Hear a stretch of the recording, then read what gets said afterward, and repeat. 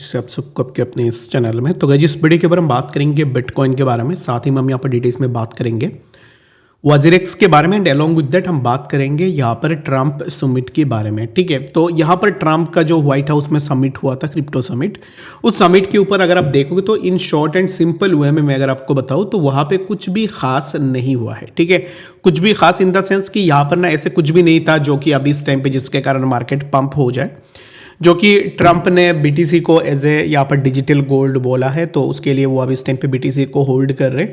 और बाकी उसके साथ और कुछ भी ऐसे एडिशनल अपडेट्स नहीं आई है ट्रम्प समिट से। ठीक है, तो दैट्स वाई आपने देखा होगा कि ऑल्ट्स में ज़्यादातर मूवमेंट्स हमें देखने को नहीं मिले हैं। ठीक है, तो you might be thinking of कि यहाँ पर ट्रम्प समिट हुआ व्हाइट हाउस में, उसके बाद भी क्यों मार्केट में पंप नहीं हुई है।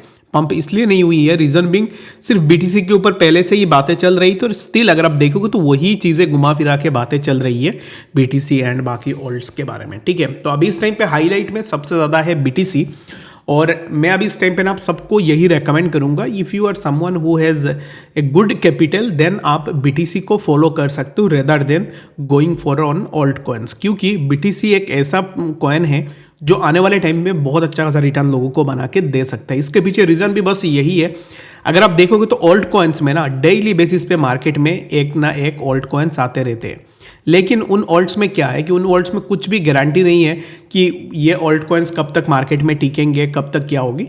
But BTC is the only thing that will survive in the market for a longer run. तो इसके लिए बेटर यही है कि अगर आपके पास फंड्स ज़्यादा है then you can invest on BTC rather than investing on multiple alt coins. ठीक है, कुछ ऑल्ट कॉइन्स ऐसे हैं जिनमें इन्वेस्टमेंट हो सकती है, जो कि हो गया सोलाना, एवेक्स, ये कुछ यहाँ पर गिने चुने ऑल्ट कॉइन्स है, जैसे कि 10 to 15 ऑल्ट कॉइन्स होंगे जिनका फंडामेंटल स्ट्रॉन्ग है, जिनका अभी इस टाइम पे वर्किंग प्रिंसिपल्स भी बहुत अच्छे खासे चीज़ों के ऊपर काम कर रही है। तो ये ऑल्ट कॉइन्स आने वाले टाइम में हो सकता है कि थोड़ा बहुत मूवमेंट दे दे। ठीक है, तो बाकी अगर आप देखोगे तो BTC will be the best, अगर किसी के पास फंड्स है तो वो लेके होल्ड भी कर सकता है। ठीक है, तो अभी बीटीसी के प्राइस में एनालिसिस के तौर पे अगर आप देखोगे, right now the price is near around 86,000, जो कि इसी ट्रेंड लाइन पे हमने देखा है कि प्रीवियसली भी बीटीसी के प्राइस हमें इसी पार्टिकुलर ट्रेंड लाइन के आसपास देखने को मिला है। तो still the price is consolidating near around this trend line, और इसी ट्रेंड लाइन से हम यही एक्सपेक्टेशन लगाएंगे कि price will hit 89 and later we can expect कि प्राइस 94,000 के आसपास देखने को मिल जाए। It's a weekend, it's a Saturday, तो वीकेंड के टाइम पे यूजुअली क्या होती है कि मार्केट में ज़्यादा वॉलेटिलिटी हमें देखने को नहीं मिलती है, मार्केट एक साइडवेज में कंसोलिडेट करती है। तो ड्यू टू द वीकेंड आप ये एक्सपेक्टेशन लगा सकते हो कि मार्केट में एक साइडवेज मूव हमें देखने को मिलेगी। ठीक है, तो आई होप कि आपको बातें समझ में आई होगी बीटीसी के बारे में। तो चलिए सबसे पहले ना यहाँ पर हम बात करते हैं कि एग्जैक्टली अभी वाजिरेक्स में क्या चीज़ें हो रही है।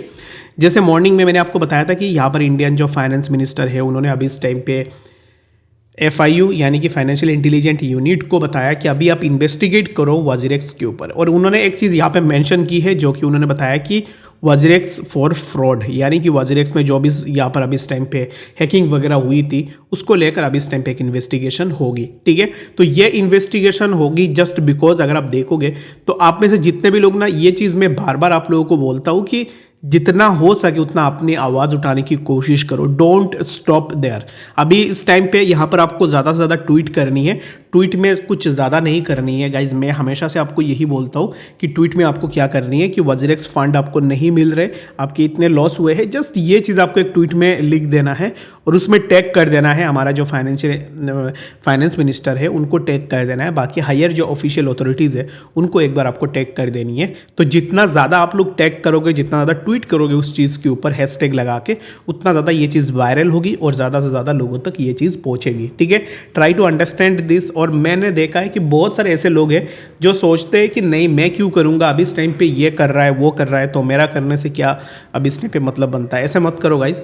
अगर आप अभी ये वीडियो भी देख रहे हो ना तो प्लीज़ एक ट्वीट कर देना। बाकी अगर आपके पास ट्वीट का कुछ भी ऐसा नहीं है कि आपको नहीं पता कि ट्वीट में आपको क्या लिखनी चाहिए क्या नहीं लिखनी चाहिए, मुझे बता देना, मैं लिख के आपके लिए दे दूंगा ताकि आप उस ट्वीट को पोस्ट कर पाओ। ठीक है, जितना ज़्यादा हैशटैग यूज़ करोगे उतना ज़्यादा हमारे लिए ही फ़ायदा रहेगी। ठीक है, तो बाकी इन्वेस्टिगेशन कब होती है क्या होती है उसके ऊपर हम आने वाले टाइम में बात करेंगे जब भी कोई भी अपडेट निकल के आएगी।